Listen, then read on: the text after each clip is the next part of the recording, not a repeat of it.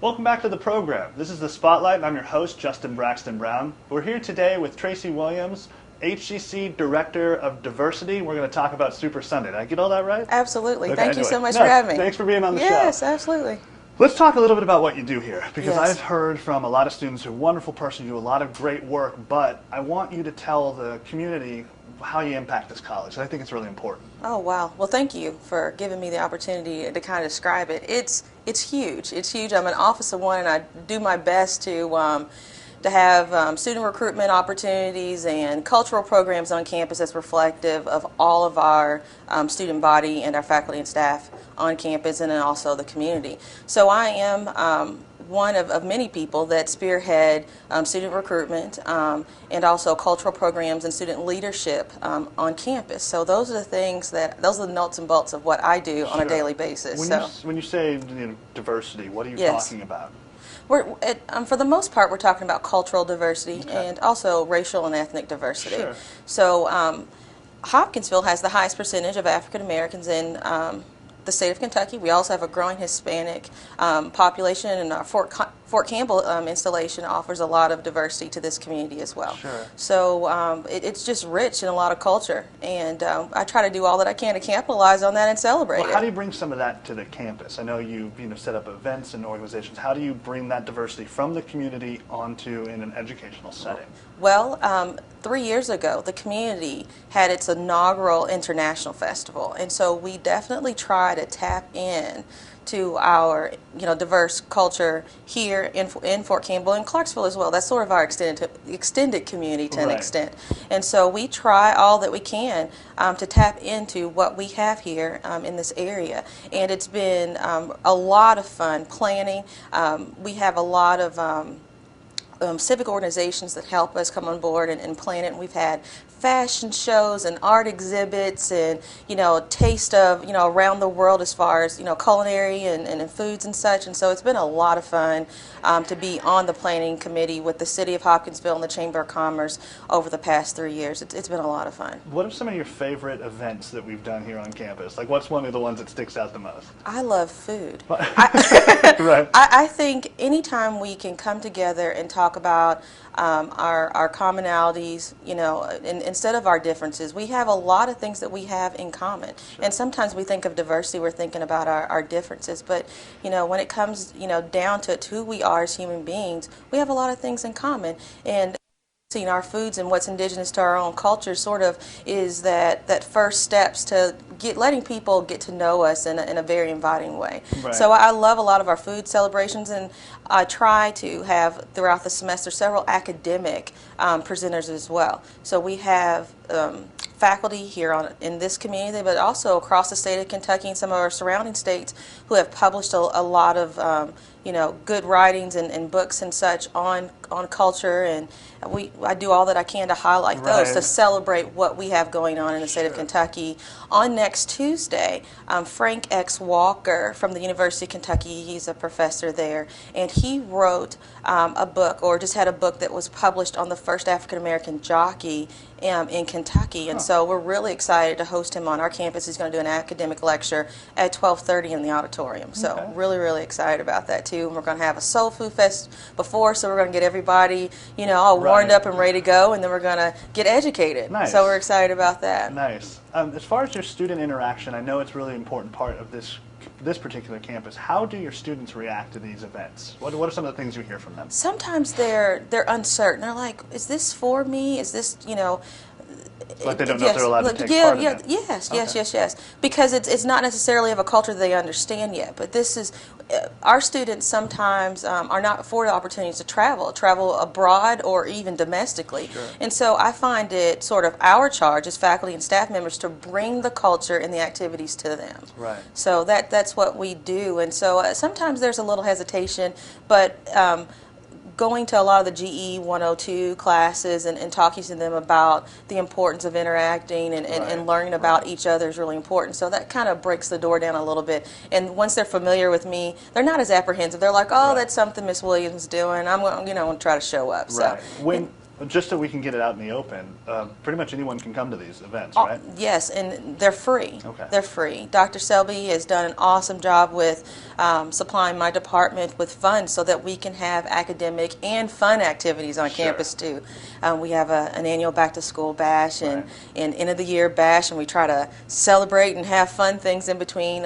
Actually, 3 weeks ago, I had a salsa instructor from Ohio that came and did salsa instruction. Wow. And that was well attended. Diane Jernigan, one of our Spanish instructors, she brought her 2 classes down, and they had an absolute blast. Nice. So it was a lot of fun. It was a lot of fun. So we're trying to build in learning opportunities throughout the semester for all students, whether it's for particular classes or if it's for the entire student population. So just we're trying to have fun. Right, no, it definitely sounds that way. Just kind of on average, how many do you do in a year? Is this like a 2 or 3 thing, or do you do 10, 12? What are we looking at here? It depends on the time that I have. Again, I'm an office of 1, but generally 4 to 8. Okay. 4 to 8 major activities each semester. And that's culture, kind of half cultural activities and half fun, just... It could be a Nintendo tournament or something like that, or flag football or something like that. So, how do you get the word out there so students know what they're looking for? Well, we're trying to go green as a campus, so lots of email, word of mouth. I utilize our student organizations and student government association to disseminate the information to other students. Okay, so keep an eye out for the email. Absolutely, and just word of mouth. Get involved. I can't tell students enough how important it is just to get involved on campus, and then you're kind of in the know. Right. Yeah, definitely. Absolutely. Okay. Well, the reason that you came on today was to talk specifically about Super Sunday. I wanted to make sure that everybody got a sense for what you do before we talked about it. Sure. Give us just a quick description in your words about what Super Sunday is, and then we'll talk about its overall meaning. There is a lot of energy around Super Sunday. It's not just a local thing that we're doing, it is a statewide initiative. Super Sunday is an African American recruitment event that's going to happen on the same day, on February 27th, across the state of Kentucky. Every KCTCS campus will do this, and this is a partnership that we're having with our local clergy. Okay. So we've involved our local clergy in the planning of this event.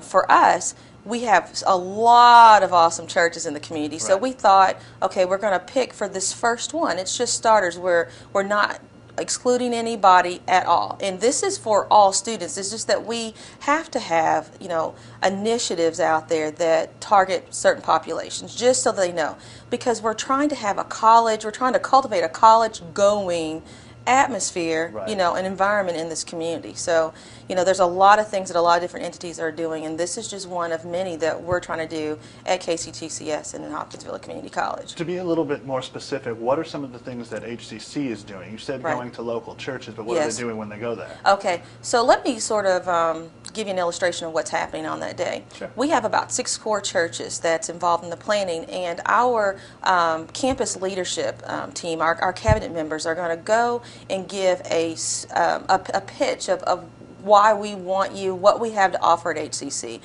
We are the community's college, and so sometimes, our community is not sure of what we have to offer, so this is just one more avenue to disseminate information and get more of our community on campus taking classes and earning credentials. So on the day of the 27th, we have 6 core churches, just to name a few: Cedar Grove Baptist Church, Virginia Street, Falston Chapel, Means Avenue, All Nations House of Prayer. We have leadership from this campus that will be at those spending time with those congregations at those churches, and they'll have about 5 minutes just to talk about Hopkinsville. Kind of segueing toward the end of their presentation, they'll talk about the actual Super Sunday event that we'll have at kind of a one-stop location at Pioneers Incorporated, and that'll be at 2:30. And that's going to be a laid-back atmosphere. We're targeting juniors and seniors for this event. We have a lot of students here in this community who are not choosing college. Right. And so we want to just have a very approachable program for them so they can get information about Hopkinsville, understand the importance of planning, and just knowing the programs that we offer Even at just Hopkinsville. Knowing the process of how to get started. That is absolutely huge. And so we're going to go over that, but also for parents and current students and past students to kind of give testimonials to the audience about their experience at HCC. So we're going to have a really nice dinner, and they'll have opportunity to meet faculty and staff, and we're going to highlight some of our transfer programs, our nursing program, criminal justice, and IT. So that's sort of what Super Sunday is going to encompass on the 27th of February. February 27th. Yes. So in addition to what seems like a question and answer, it's not just recruitment. I know there's a big tradition behind this event. From your side of it, being a diversity director here on campus, what do you think would be the best possible outcome? Obviously more students, but what would you really want to have happen in this process? Just positive energy around the event, and then just getting students to react and prepare for college a lot earlier. And getting them on our campus, essentially, that is the whole goal. And so we're working right now on getting processes in place so that we can track these students and follow up with them. We'll have ambassadors and advocates on campus who will have a roster of students they're responsible for and follow up with them. So it's one more opportunity for us to, tell the community about who we are and let them know that we want them on our campus. That's so important that our community knows that, we're just not this, campus that's just for certain people. This is our community's campus. Sure. Wonderful. Absolutely. Tracey, thank you for being on the show. Thank you. Thank you for having me. Appreciate it so much. I'd like to also thank William Turner as well as Chris Gilkey. I have Tracey Williams, who I believe I called Teresa earlier, bad host. But anyway, I'd like to thank all of you for watching, and again, thank our experienced guests, and I hope you tune in next time on The Spotlight. Again, I'm your host, Justin Braxton Brown.